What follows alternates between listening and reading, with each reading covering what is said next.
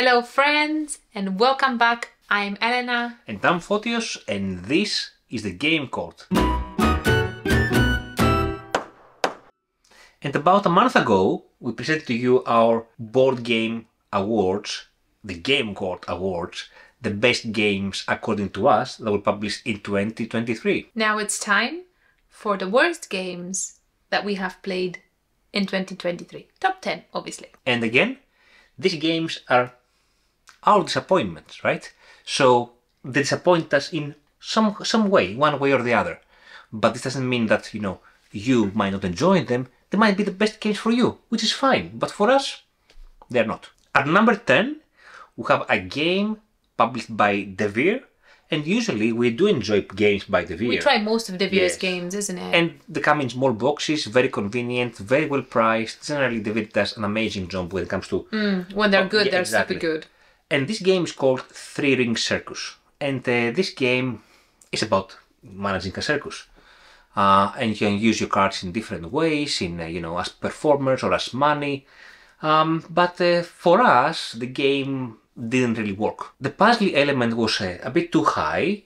How you arrange your cards, how you put them in the three rings of your circus. Yeah, I feel like there were way too many elements to juggle for such a little game. And I feel that there was too much luck into finding the cards that you actually needed. Plus Exactly. everything is super expensive. And when you travel around to actually perform whatever you've prepared, not everybody actually wants what you want to do, and there's not very much benefit from there, and it just felt like a bit deflating and a bit overly complicated. Yeah, we're expecting a nice, easy game with an easy theme, but in reality, this wasn't it. We played a couple of times, and then we decided to push it out of our collection. We didn't enjoy it as much as we expected to enjoy it. At number 9, and it pains me to say, because we really like this designer, is Evacuation by Vladimir Suchy. We've expected this game for quite a while, and we're really, really looking forward to playing it. And the story of your planet is dying and you have to move everything onto a different planet that's already arranged, and you just have to, create life there and move everything afterwards over, like all the buildings and all the people. It sounded so incredible. Plus, all this because in the middle it has two planets, it has the two planets that you move, and it has this track that moves across, and then all this track does different things on different at different stages, and it just sounded so promising. Plus we loved this designer and everything he does, and so far whatever we've played for him we really enjoyed, really enjoyed. Well, I have to say that we really enjoyed Underwater Cities, and we really enjoyed Woodcraft and Prodigal's Club, but we didn't really enjoy as much, for instance, Praga Caput Reni from the same designer, which was a bit, and this game equally, we still have it in our collection because we really want to give it another try, this particular one, but the first couple of plays that we had so far were not as... engaging as we were hoping to be. They were not as satisfying as we were hoping to be. And you'd expect at one point, to struggle at the beginning and then, kind of get better slowly. But it felt like a whole struggle throughout. And apart from these two elements, with the planets and the idea and the track that goes throughout, that sound very good, it just felt like a struggle throughout, and I didn't find my footing at any point. I didn't feel that either I was off balance or off time at all points in the game. I never felt that I had the advantage, or I managed to create something meaningful, something that made sense. Exactly. Or I didn't manage to get any combinations of any kind, and it just feels like it's quite a heavy, long game, and it feels quite deflating after a while, after you've put your heart and soul in it, to get nothing from it. It's very disappointing. And don't get us wrong, we really enjoy lengthy, heavy games. This is what our preference is usually, but I don't know, this game simply didn't really work for us. And the other thing is that you may comment down in the video that do you place the race mode or the points mode, and we didn't even bother with race mode because everybody said that the points mode is the way to go, and still we didn't enjoy it as much. At number 8 we have a game with an IP. It's called Marvel Age of Heroes. And this is a worker placement game. It has Venice production. There is the standee version, but also the acrylic standee version. And by the way, more publishers should do that. More publishers should have acrylic standees. They look so pretty. They're better than plastic miniatures, to be honest with you. Anyway, that's not the point. Now, this game is worker placement and the theme comes out very well because different characters, different powers, Wolverine and all, this comes out very well. But the game is boring. The game is super long for what it is and is kind of semi-cooperative because you try to beat the bad guys all together. But the game is so long for what it is and it's repetitive and becomes, I don't know, after a while you say, okay, I was still playing the same game or yeah. I don't know. It was not the best game of the year. Next game on our list, at number 7, is At the Office, designed by Rani Canizia, our friend Dr. Canizia. Yes, and we love it. We love, not the game, we love the designer. We love this designer again. I think we had like high hopes because we like this designer and whatever we played from him, we kind of liked 99.9%. Yeah, most of them, yeah. Just so we can use a bit of maths. Overall, though, technically, it's just a pyramid. He's a mathematician, right? Yeah, well, I'm not. Anything apart from that. So technically what the game entails is you have a pyramid of people. At the bottom you have like the lower salary, like, you know, the basic entry people, employees. And then as you go up, you go to the boss, which is one boss. You roll some dice and that will decide, you can choose some numbers. The bottom workers will have to have lower numbers than the ones on top. And that's technically what you do. You just roll a die and you place a number on a person that has to be lower at the bottom and higher at the top. You can put them in whichever way you want to. That's what it's a roll and write game, yes, indeed. It's but no combinations whatsoever. Like and very if anything is good about a roll and write, it's definitely the combinations that they give you. Exactly. Very linear as a game. Nothing really exciting about the game. I mean, I much better play Sudoku rather than play this game next time. I don't know. What's wrong with Sudoku? Sudoku is quite a good game. But that's what I said. I'm much rather play Sudoku. Because it's a good game. Yeah, it's not. I don't think this. It's just like literally like, you know, it's a bit of a hit and miss. This one, it's roll a die and place a number, and then that number does absolutely nothing, and then you win the game or not.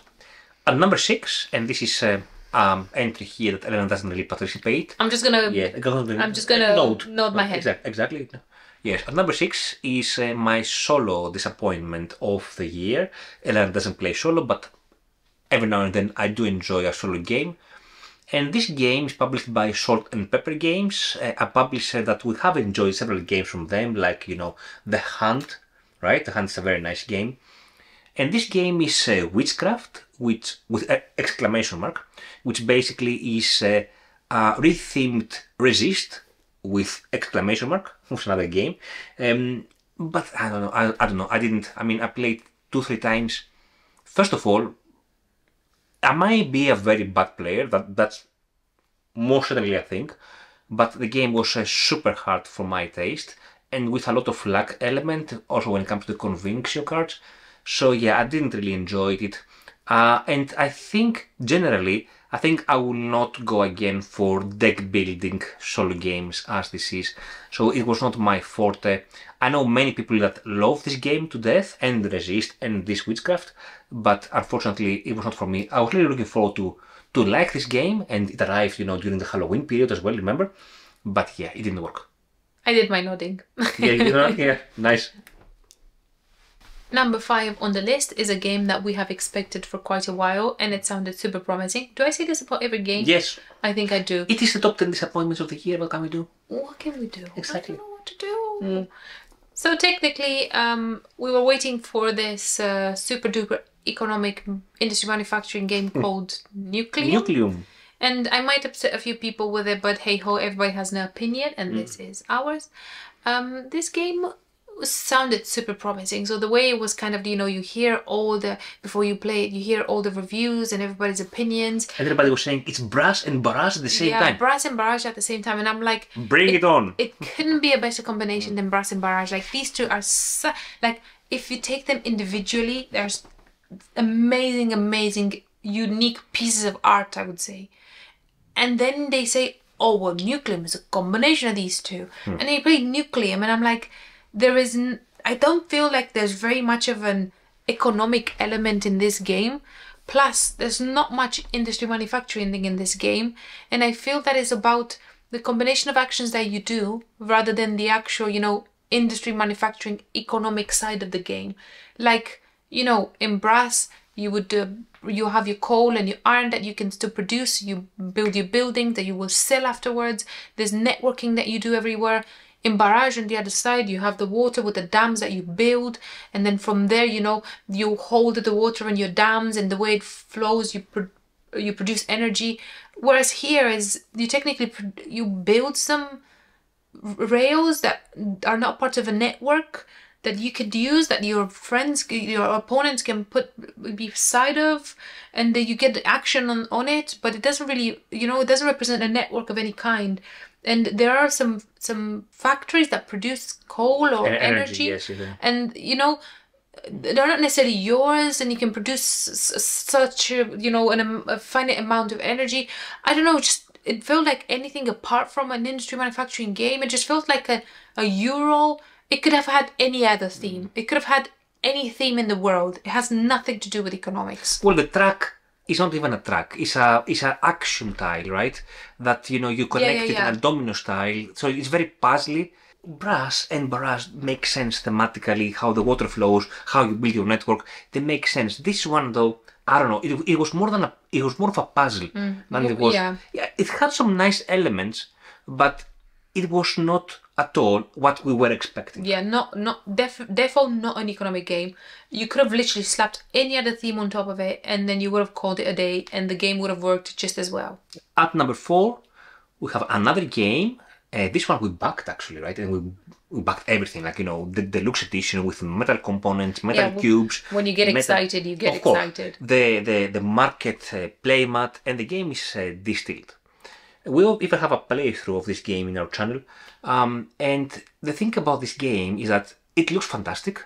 It has amazing production, but the gameplay is a bit meh. It has this. The box is like.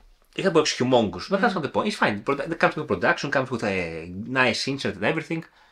But the gameplay, it is sort of this push your luck element and this and that. But we didn't feel like pushing our luck at any point. We're like. We're not like pushers, are we? Very much. I mean, if I would push my luck, I would play Picomino from Rally. But this game, the way you want to get your money and your points, you're playing, at least that's how we are playing, in a safe way, so we can always distill what we need to distill. We have all the ingredients in, so we don't lose the ingredients, etc. I don't know. The game felt a bit samey. Samey, yes. So every round you do one drink. Basically, you can do one drink per round. You can get like extra elements, and then you take all the elements that you have that you want, and you need some extra ones as well. You shuffle them, and the top and the bottom come off, and then the middle of it is your recipe, and from that you can make it. From that deck, you can make your recipe. I don't know. It was we were expecting more of a game, if you wish, there, and the gameplay didn't engage us as much. We tried a few times to play it a few times, right? And then we decided that okay. It's not for us. It's not for us even if we want to introduce to new players. Even in that aspect, the game is for us is not good because they have all of these cards, the experts and the different ingredients that do different cool stuff. So it's not a game that you can introduce easily to new players either, right? So neither very much engaging for us, neither a getaway game. So. And then I'm not entirely sure how you managed to get this game. But then at one point we were somewhere and then you brought this page out. It's a designer that we've not played any games from. It's called One Page War, and it's technically an A4 page with a game on it, and that is it. You have one die that you roll, and then you can assign it to different houses. Every person has, it's more like a bit like Airland and Sea kind of situation. Yeah. And you already have them printed, the houses on them. Is it 4 or 5 houses per? The theatres, 5 houses. The theatres, yeah. 5 houses, theatres, something like that. And you can assign the die wherever you want to. When you close one of these theatres, then obviously that will give you a benefit for something else. A bit like Airland and Sea, but very like very samey. And you try to create like straights or three of a kind, like some sort of poker hands, but with just the number of the dice. Yeah, I mean. Yeah, it just feels like you like kind of roll one die and then there is nothing else apart from that die that you put it somewhere or you don't put it. Like the outcome is the same. Like. It's one of these games that you pay £5 or $5 and you get the PDF files and then you print them at home. It's in this category of games, and it feels that this is kind of overdone now. Like everybody can put a Kickstarter page with a simple lore and write or whatever it is, and raise £5,000 or £10,000 or dollars, whatever it is, and then we tend to buy all of these games and we save them in a folder in the computer, and we never print them, we never play them, and if we print them and play them, most likely they will not be very engaging. So this is a lesson learned, at least from my aspect, to not back many of these games. At number 2, we have a very beautiful game with amazing components, very nice production, but non-existing gameplay whatsoever. So the game is called Coffee Rush. And we saw some reviews online, we saw the game looks pretty, we went to our local game store and we're browsing and we said, okay, today we're going to buy a couple of games, and this is one game we bought. And then we played it, and I don't know, I mean, it's just putting some stuff in a cup and moving your worker around to collect stuff. Yeah, that's it. And getting a lot of negative points because you didn't fulfill the orders in time. Yeah, it's like the orders like kind of, pile in there, and you can only get like 3 or 4 resources at once because you only move with one worker. You have 2 workers on the board and one of them moves at a time, and you can only move it so many times. What's that, 3-4 times? Yeah. So sometimes you can get some extra perks that will move them differently or a bit more, but you can only get through so many ingredients at one point. Every box where you pass through, it's an ingredient, different ingredient. And most recipes will have like 3, 4, 5 ingredients, and you will never be able to finish all the orders that the people have. And the thing is, you just end up with like negative points, and then you have no positives, and like everything piles up, and then you're like, why am I torturing myself through all these orders that I'm never going to fulfill? Like, what's the point in doing that? And then you lose at the end because you get like minus points and stuff. And I'm like, I don't want to play a game where I get punished. I could do that in real life. And then we said, okay, let's add a bit of more salt in the game. So we said, okay, let's house rule it. Let's introduce real-time component to it, because it's Coffee Rush, right? Yeah. So you have to do it like we transformed it into a dexterity game for the two of us by having a chess timer. It didn't work either. No, then it just made it even worse. So we ditched that, and then we played the game normally again, and it just was just as bad. It's just, why is it so difficult? Like, I would really expect it to be fun and engaging, especially like if you look at the production, you have like little cups that are transparent, and you have like so little pretty tea leaves and steam. chocolate and coffee beans. I know, like it's all like ice and all of it. It's also milk, and it's so pretty and it's so tactile and all of it. And I was really like hoping that you would have a game that's not as difficult, whereas this one just like kind of puts you down and you get a lot of minus points. At number 1, and I don't think have we been vocal enough? I'm sure there is a video somewhere we did a review that you of this could game. watch, yes. because we've already reviewed this game, and I think it's only fair for this to be number 1. This game is called Septima. It's a game published by Mindclash Games. It's a very, very expected game, but a very big disappointment at the same time. Yes, it was one of our most anticipated games of the year, based on our video last year, right? Most anticipated games. And, you normally enjoy Mindclash games. We have enjoyed a lot, for instance, Voidfall and Trinkerion, but this one didn't really work for us. We tried with expansions, that didn't work for us either. I don't know, it was a bit of a disappointment, and even bigger disappointment because the game is so beautiful, so amazingly produced. We were very disappointed to have to sell it because it's so beautiful. We have actually awarded the best art of the year to the same game, but at the same time, when it comes to the gameplay, it's a big no for us. It's a big no. I think technically you are a witch in this game. You represent a witch, and you have your witch, from the same party of witches. The same coven of witches, and you are trying to become the best witch and take the place of Septima, which is the super duper witch, which is going to retire soon. So what you do is you go, at night or during the day, and you go forage some stuff to create some potions. And with these potions, technically you heal people. They give some extra perks, if some of them, but most of it, what you do is you collect stuff, make potions, and then you heal people. There is a hospital in the middle of the map as well. That's what you do. That's technically what you do. And by the time you actually collect all this, all the ingredients, you have to run around you have some people that hate you and they hate witches and they want to burn you. So you kind of like hide away from them. So it's a lot of like hiding and collecting some resources, and then you make some potions, and then literally you use that potion to heal a patient, and absolutely zero things happen. Like nothing. And you go up one point in the track, in the person who has got 3 tracks of a different disease. It takes you 3/4 of the game to collect all the resources and not be killed by all these witch hunters. The hunters, yes. And then when you heal the patient, finally, nothing happens. Nothing happens, and you're like, what have I been doing wrong? Like, I've taken me 3/4 of the game to get here, and then it's like nothing. I'm like, Jesus, this is awful. Well, we hope we liked it more. And the same applies to all the games we talked about today, because, you know, at the end of the day, we want to play games because we want to enjoy them. And when we play a game we don't enjoy them, it's so disappointing for us, because, you know, especially, I would say for me, because I have also spent an hour or two to learn the game, to read the rule book 1 or 2 times, to be able to teach to Elena, to play together, potentially play with other players as well. And it's disappointing when the game doesn't work. It's really disappointing, especially if they're big anticipated games like this or like Nucleum. Yeah, sorry, but Septima didn't work for us. All in all, though, I just want to say, you know, life is short. Games are to enjoy yourself. If they're not nice, then, you know, it's fine to give them away. It's fine. You might fall in love with them later. There's plenty of time for that. And there's plenty of games as well. Yeah. There are games for everybody.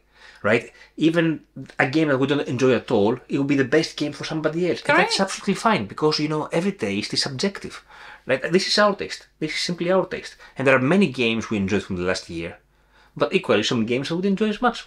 Righty. So these were our main disappointments of 2023. I hope you enjoyed our video. And not that much the games. Yeah. But even if you didn't enjoy our video, that's that. That's that. It's fine. Righty. See you later. Thank you so much for watching. Bye. Bye.